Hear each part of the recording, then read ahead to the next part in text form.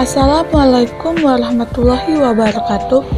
Perkenalkan, nama saya Dia Miranda dari kelas Pendidikan Biologi 3 Angkatan 2019. Di sini saya akan membuat video pembelajaran untuk memenuhi tugas mata kuliah biologi sel dengan materi kloroplas. Di dalam sel terdapat berbagai organel yang berfungsi sebagai pembangkit tenaga. Salah satunya organel itu adalah kloroplas. Apa yang dimaksud dengan kloroplas? Kloroplas merupakan tipe organel yang hanya ditemukan pada sel tumbuhan dan tidak ada ditemukan pada sel hewan. Kloroplas adalah benda terbesar dalam sitoplasma. Kloroplas bentuk dari plastida berwarna hijau. Plastida ini berfungsi menghasilkan klorofil. Apakah teman-teman tahu apa itu klorofil? Klorofil ini atau zat berwarna hijau adalah pigmen yang dimiliki oleh berbagai organisme dan menjadi salah satu molekul berperan utama dalam fotosintesis. Fungsi utama dari kloroplas yaitu tempat fotosintesis pada tumbuhan. Berikut merupakan gambar dari struktur kloroplas. Pada membran luar bersifat sangat permeabel, yang berfungsi untuk melewatkan molekul-molekul kurang dari 10 kilodalton tanpa selektivitas dan menutupi ruang intermembran antara membran dalam dan bagian luar kloroplas.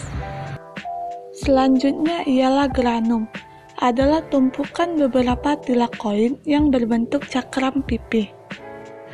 Kemudian di sampingnya adalah lumen, yang berarti inti dari kloroplas yang memiliki selaput guna untuk menangkap cahaya matahari dan mengubahnya menjadi energi kimia.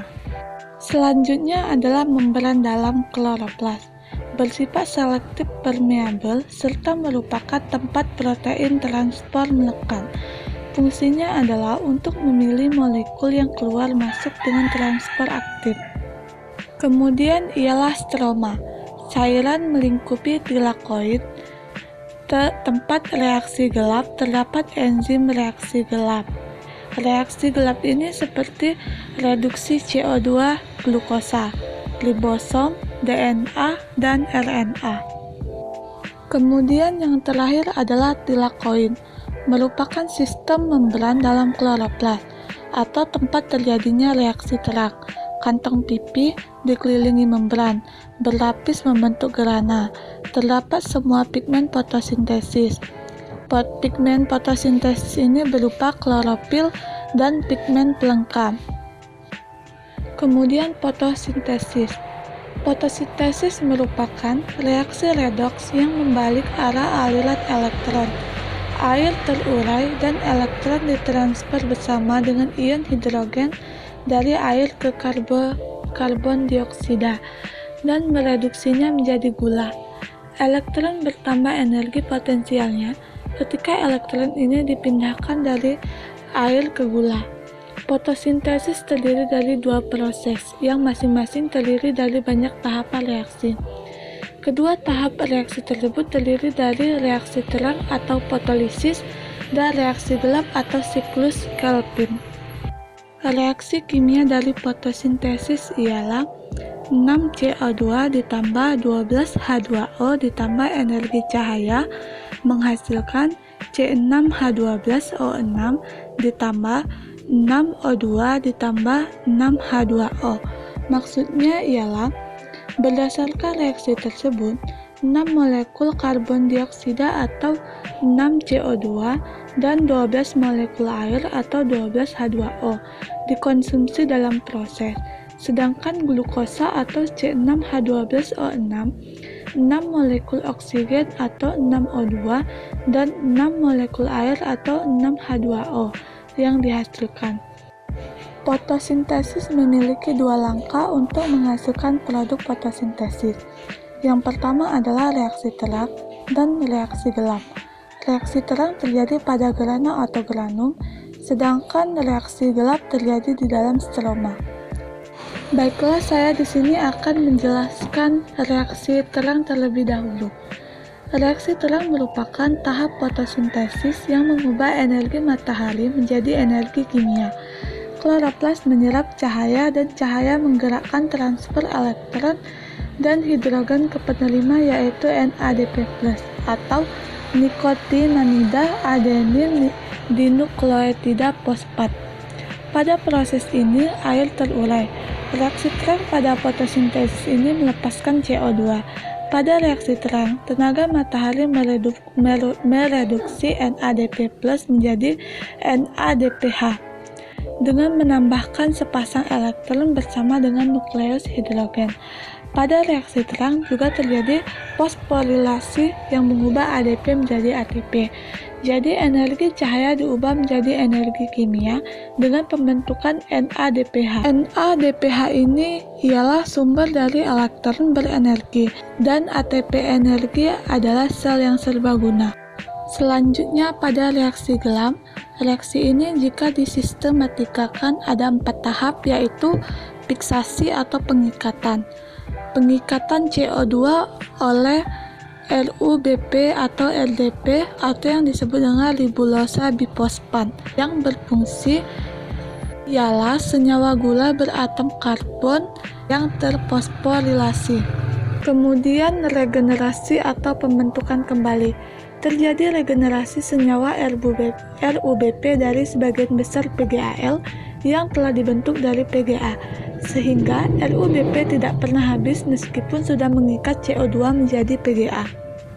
Dan yang terakhir adalah sintesa atau pembentukan glukosa dari PgAl. Perlu diketahui satu molekul glukosa dibentuk dari 2 PgAl.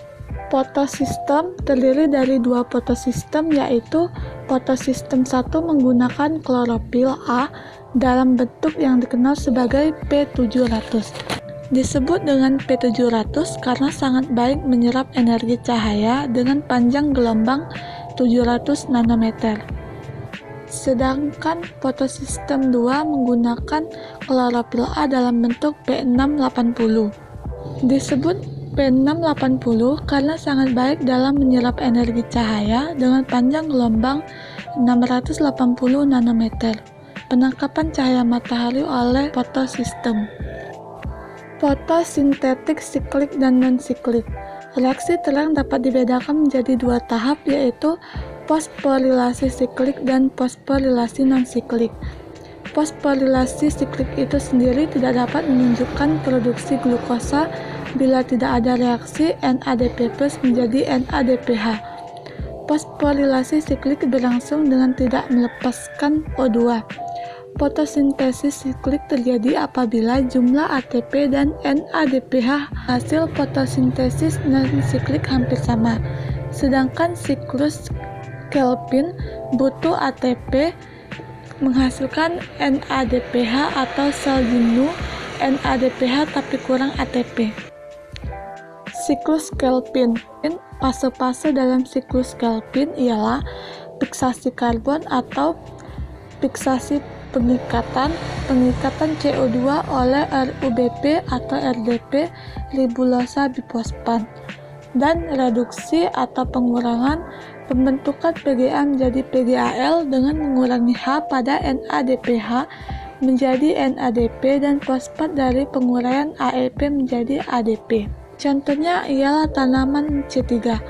Tumbuhan C3 tumbuh dengan karbon fiksasi dengan baik yang tumbuh dengan baik di area di mana intensitas sinar matahari cenderung sedang, temperatur sedang, dan dengan konsentrasi CO2 sekitar 200 atau lebih tinggi, dan juga dengan air tanah yang berlimpah. Tumbuhan C3 harus berada dalam area dengan konsentrasi gas karbon dioksida yang tinggi sebab Rubisco sering menyertakan molekul oksigen ke dalam RuBP sebagai pengganti molekul karbon dioksida. Konsentrasi gas karbon dioksida yang tinggi menurunkan kesempatan Rubisco untuk menyertakan molekul oksigen. Karena bila ada molekul oksigen maka RuBP akan terpecah menjadi molekul 3 karbon yang tinggal dalam siklus Kelvin, dan 2 molekul glikolot akan dioksidasi dengan adanya oksigen. menjadi karbon dioksida yang akan menghabiskan energi sel. Contoh tanaman C3 adalah padi, gandum, dan kedelai. Mungkin itu saja yang dapat saya jelaskan. Apabila ada salah kata, saya mohon maaf. Kepada Allah saya mohon ampun. Wabillahi taufiq wal hidayah. Wassalamualaikum warahmatullahi wabarakatuh.